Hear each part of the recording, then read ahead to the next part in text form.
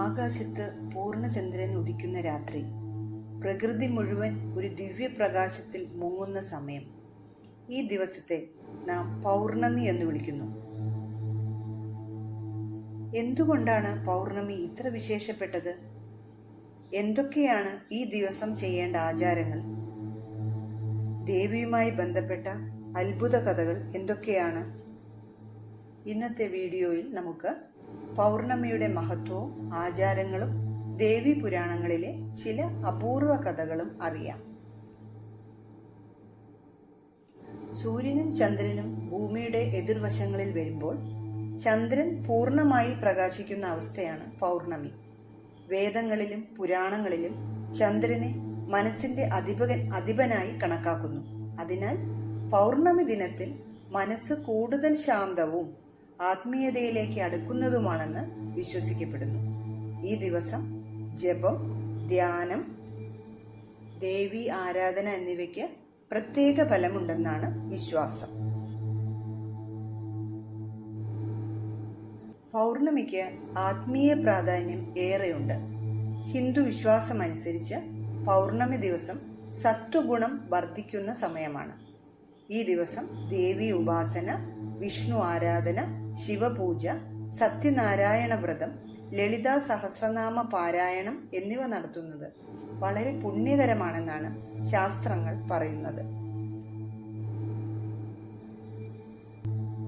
ലളിതാദേവിയും പൗർണമിയുമായിട്ടുള്ള ബന്ധമെന്താണെന്ന് നോക്കാം.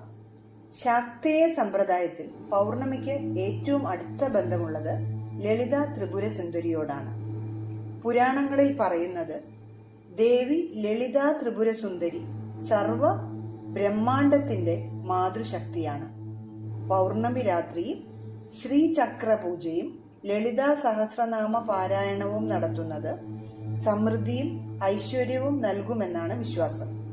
അതിനാലാണ് പല ക്ഷേത്രങ്ങളിലും പൗർണമി ദിവസം പ്രത്യേക ദേവീ പൂജകൾ നടക്കുന്നത്.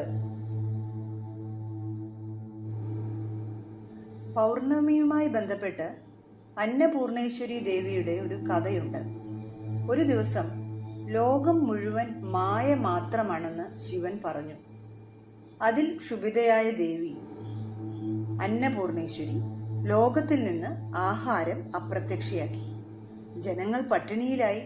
അപ്പോൾ ശിവൻ തന്നെ ഭിക്ഷാപാത്രവുമായി ദേവിയുടെ മുമ്പിലെത്തി. ദേവി ഭക്ഷണം നൽകി ലോകത്തെ രക്ഷിച്ചു. ഈ കഥ നമ്മെ പഠിപ്പിക്കുന്നത് ദേവിയുടെ കരുണയും മാതൃസ്നേഹവുമാണ്. പൗർണമി ദിനത്തിൽ അന്നദാനം നടത്തുന്നത് അത്യുത്തമമായ പുണ്യകർമ്മമായി കണക്കാക്കപ്പെടുന്നു.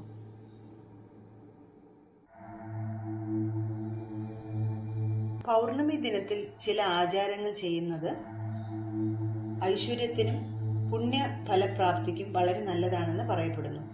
രാവിലെ സ്നാനശുദ്ധിയോടെ ദേവി പൂജ നടത്തണം.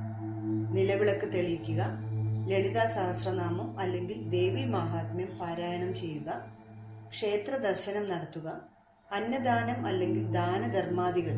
ഇന്നത്തെ കാലത്ത് അന്നദാനമൊക്കെ ഇത്തിരി ബുദ്ധിമുട്ടായിരിക്കും. എന്നാലും മനസ്സുകൊണ്ടെങ്കിലും മറ്റുള്ളവർക്ക് നന്മ വരാനായി പ്രാർത്ഥിക്കുക. രാത്രി ചന്ദ്രദർശനം നടത്തി പ്രാർത്ഥിക്കുക. ചന്ദ്രന്റെ രശ്മികൾ കുറച്ചുനേരം ശരീരത്തിൽ മുഴുവൻ കൊള്ളുന്ന രീതിയിൽ പുറത്തിറങ്ങി നിൽക്കുന്നത് വളരെ നല്ലതാണ്. ഒരു പ്രത്യേകതരം തണുപ്പ് ശരീരത്തിലേക്ക് കയറാനും മനസ്സിൽ സന്തോഷവും ശാന്തിയും കൈവരാനും ഇത് സഹായിക്കും. ഇതോടൊപ്പം തന്നെ മനസ്സിനും കുടുംബത്തിനും ഐശ്വര്യം നൽകുമെന്നും വിശ്വസിക്കപ്പെടുന്നു. ചന്ദ്രനും ദേവിയും തമ്മിൽ അഗാധമായ ബന്ധമുണ്ട്.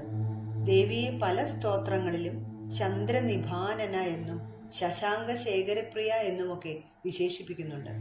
ചന്ദ്രന്റെ ശീതളതയും ദേവിയുടെ കരുണയും ഒരുപോലെയാണെന്ന് ഭക്തർ വിശ്വസിക്കുന്നു. അതുകൊണ്ട് തന്നെ പൗർണമി രാത്രി ദേവി ആരാധനയ്ക്ക് ഏറ്റവും അനുയോജ്യമായ സമയമായി കണക്കാക്കപ്പെടുന്നു.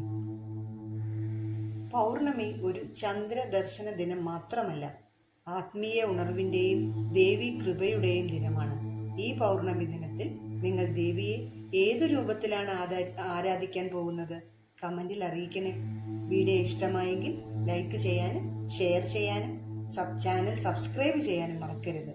ഓം ശ്രീ മാതാ നമഃ.